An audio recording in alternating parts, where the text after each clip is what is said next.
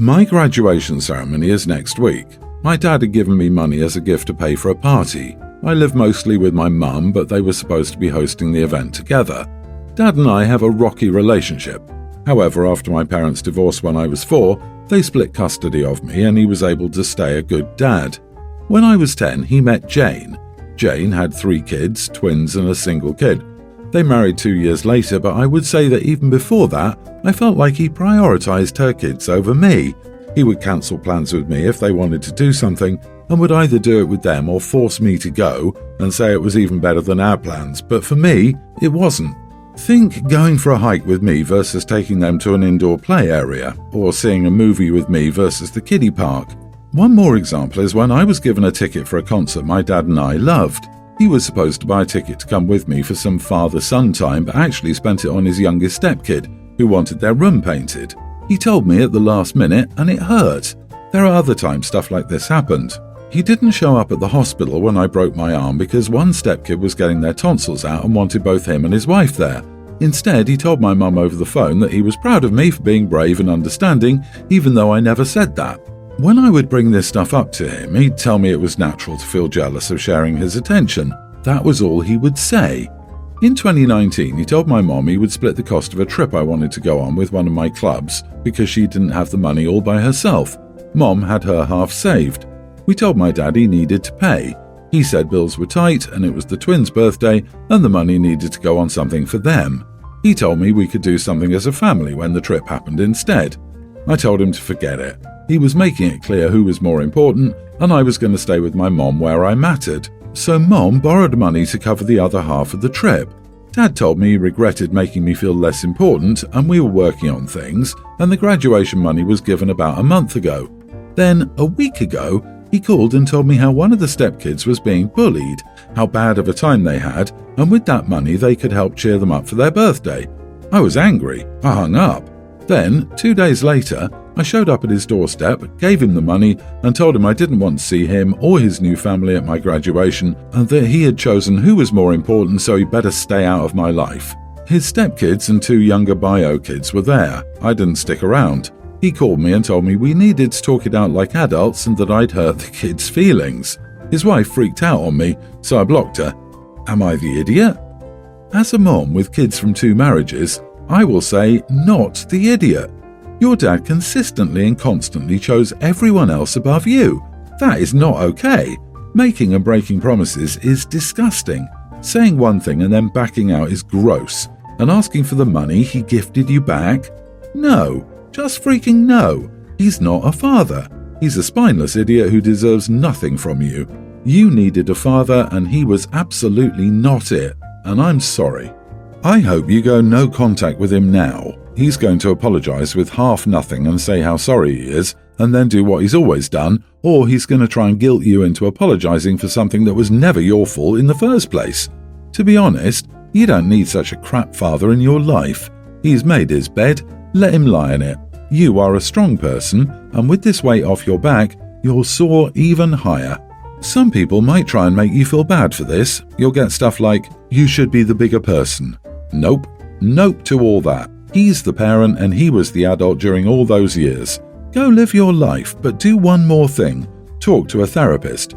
Right now, it feels good to hold that anger. It burns and it makes you feel strong, but it's an illusion. You'll be much stronger and much happier in the long run if you can sort all of this out with a pro and not let it pull you down later. Not saying you have to forgive your dad or talk to him even, but not giving him or your anger at him a place in your head will leave you much freer. I, 33 male, have been my brother's 19 legal guardian since our mother died 5 years ago. He is severely autistic and will never be able to care for himself, so he also lives with me. My friend, 34 male, moved in with us temporarily after his divorce last month. He's looking for a place of his own. My brother gets along with my friend great. My friend doesn't contribute any money and is crashing on the couch, so he does the housework. The other day, my friend's kids, boys pre-tween, were spending the day at my place. It was his time with the kids. We were all watching a movie, and my brother asked many questions throughout the movie. It upsets his youngest son, who told my brother to just shut up at one point. I told him that that's not a nice thing to say, and my friend told me not to parent his son. So we kept watching the movie, and when my brother asked, "Why did they kiss at some point?" The kid said, "Because they're in love, you dork." My friend said nothing. After the kids left, I told my friend he had one day to get a new couch to crash on because I won't let his children talk to my brother like that and have him, friend, do nothing about it. My friend said I'm an idiot for kicking him out over some attitude his kid had once. Am I the idiot? Not the idiot. He was a guest in your home and let his kids insult your brother. He's responsible for his children's behaviour while they're visiting somewhere, and this isn't the sort of thing you should put up with or that he should have been allowing them to say without stepping in himself. You're perfectly justified in kicking him out over that. Plus, you're not kicking him out for what his kid said. You're kicking him out because he did not correct his son's behaviour after telling you that you can't correct his son's behaviour. The kid knew he was using an insult. That's why he said it the way he did. He was more than eager to shut OP down for parenting his kid, but less eager to parent his kid. If he's not correcting it, he's condoning it. I might have gotten a glimpse into why this bum is couch surfing in the first place. Everyone's the idiot here. You're being protective of your brother, which is good. The kid had some attitude, but he wasn't verbally abusing your brother. Shut up and dork aren't bad terms and shouldn't warrant kicking out. This was a talk it out moment, not a nuclear moment. You're overreacting. Try to understand from a kid's perspective. You're constantly talking while everyone's trying to watch the movie and nobody's trying to quiet him or stop your brother. Of course, the little kid is going to get annoyed. My 26 male brother, Aidan, 23, moved into a house with a friend, Carson, of his a few months ago. Although the house is pretty small, it's only a few years old and it has 3 bedrooms. I've fallen on some hard times recently. I lost my job and I broke up with my girlfriend, so I currently don't have a steady source of income. My parents have talked about Aidan letting me stay with him temporarily, since he has an extra bedroom in his house.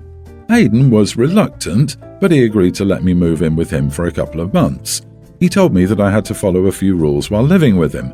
He told me I had to clean up after myself and that I couldn't touch his or Carson's stuff. He also told me that I had to pay my share of the rent, $580 a month, and that I had to find a job within 4 months.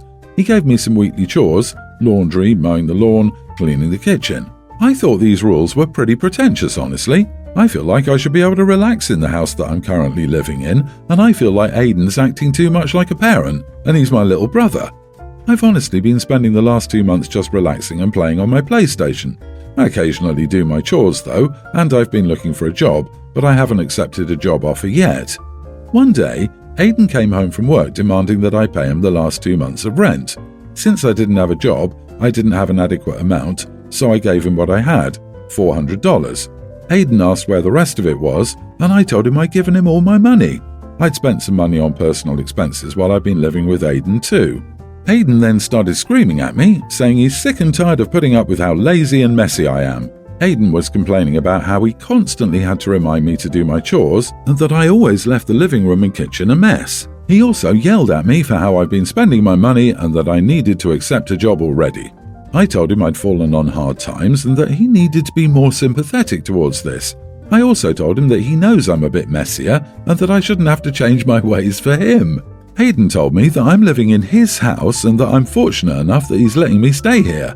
However, he also told me that he wouldn't hesitate to kick me out on the curb if I didn't find a job or pay rent within the next 2 months, and that I was being a mooch. I asked him if he would make me homeless, and I also said that I felt he was being ridiculous. He left the house shortly afterward, frustrated. Aidan complained about this to our parents, and they told me that I needed to listen to Aidan because he's nice enough to let me stay, and what he's asking of me is normal to ask of a roommate. According to Aidan, Carson has also repeatedly asked him when I will move out. I'm honestly a little conflicted about the situation. What do you think? You are the idiot. Your brother's rules were simply how to behave like an adult in a shared living space. My guess is your brother was explicitly clear since he knew it would be hard for you to manage this, and he was right. You need to get your act together. I don't understand how he thought these rules were not simple or even just implied when you live with roommates. Obviously, his brother knew him and knew he had to spell these rules out for him explicitly. OP, get a job, be an adult, and get out of his house if you aren't going to respect it. I'm 26 too, and I can't imagine not having a job and just playing games all day. Come on, sounds like you're not trying, dude. My fiancé, Edgar, is my future mother-in-law's only son. She's so attached to him and is excited about our wedding. We've had a relatively long engagement and we're finally getting married soon. I've been trying to keep her involved as much as possible, but she kept getting further with her expectations. She'd email me lists of questions about 5 or 6 times a week. She'd ask me the same questions repeatedly, expecting a different answer. When she doesn't get a different answer, my future father-in-law will call me and start pushing the same thing. It's made me anxious and stressed out. Edgar says that she just wants to ensure the wedding is flawless and felt like some of the choices I made during wedding planning are poor. She went to our former wedding coordinator, bombarded her with tons of questions, and even called her many times trying to change things we've already picked, saying all choices made were based on zero experience and wrong. She even pretended to be me at some point. This caused a huge fight between us, and I ended up starting all over with a new wedding coordinator and completely getting mother-in-law out of the wedding planning process. Mother-in-law lashed out at me for it, and Edgar said that I was too hard on his mom. Last week I found out that he went against my wishes and gave his mom our wedding coordinator contact info, and his mom found out about all our plans. So I blew up at him and told him he violated my boundaries and betrayed my trust. He said it was no big deal and that his mom genuinely means no harm, even if she and I don't agree most of the time. We had an argument and I went to stay with my dad for a few days. Edgar kept texting saying I was overreacting and was too hard on him and his mom. Am I overreacting? Note, she isn't contributing anything to the wedding except her input and experience. My dad is the one paying for the wedding. He never tried to give an opinion or suggest anything regarding the wedding. He just told me to have the wedding as I had always envisioned it. Not the idiot. There are 2 problems here. First, Edgar prioritizes his mom's feelings above yours. Second, if you resist, Edgar uses deceit and manipulation to accomplish a goal. These are severe marriage-ending problems.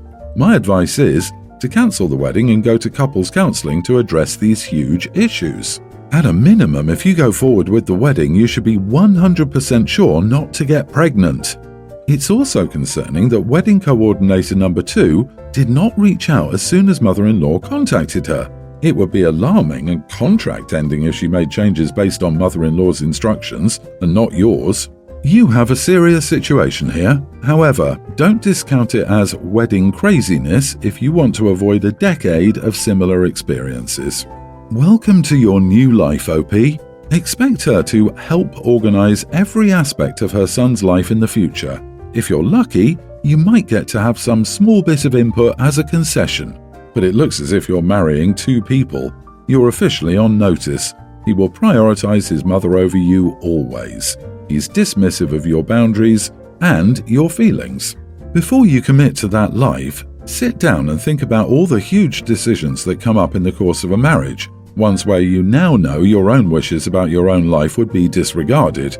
Your child's birth, their healthcare, their education, financial issues like who works, whose career gets prioritized, major purchases, budgets. And it's only going to get more complicated because mother-in-law knows best.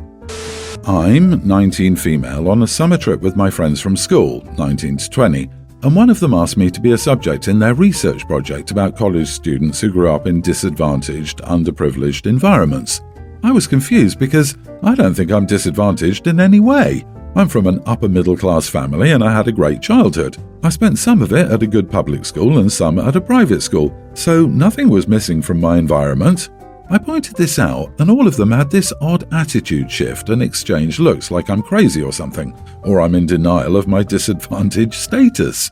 The one researching smiled at me and was like, "Of course, many kids who grow up in resource-deprived areas feel that their childhood was normal since they've never known anything else. Your feelings are valid."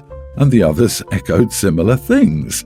And she was like, "But after you come to terms with everything, you should really consider how your lack of participation in the study will affect other kids growing up in circumstances as you did." It was like all of them were simultaneously gaslighting me. I don't know where they got the idea I was underprivileged growing up. I'm not sure if it's a regional thing because they're all from the Northeast and they think Midwestern people are poor, or if since they all went to boarding schools they think I'm disadvantaged because I didn't go to one. They said, "It can be hard having fewer resources, growing up in a household with undereducated parents, etc." They basically said I'm failing underprivileged youth by not talking about my experiences as an underprivileged youth. I find it demeaning and insulting to my family because my dad has a great job and several degrees, and my parents gave us a great childhood. We're in the top income percentile where we live, and I find their comments derogatory to my parents. Not the idiot. Your friend is on the low-knowledge, high-confidence end of the Dunning-Kruger graph regarding sociology. You presented reasons that excluded you from the underprivileged demographic. Don't let them gaslight you. Not the idiot. You're right, that is demeaning and insulting. But as a researcher who has worked with human subjects, what stands out to me is the egregious lack of research ethics. Who trained her for this research project? I don't think it would be going too far to find out who their advisor is for this research and contact them for a quick chat about this experience. Even if she is an undergrad, her behavior demonstrates a systemic failure as a student researcher and everyone in her chain of command for this project. Not only is your friend being offensively elitist by imposing this identity on you because you're in some ways not like them, but they're also trying to dictate how you should behave and donate your time to their project. Your so-called friend is an arrogant and condescending idiot with an air of superiority. Find new friends.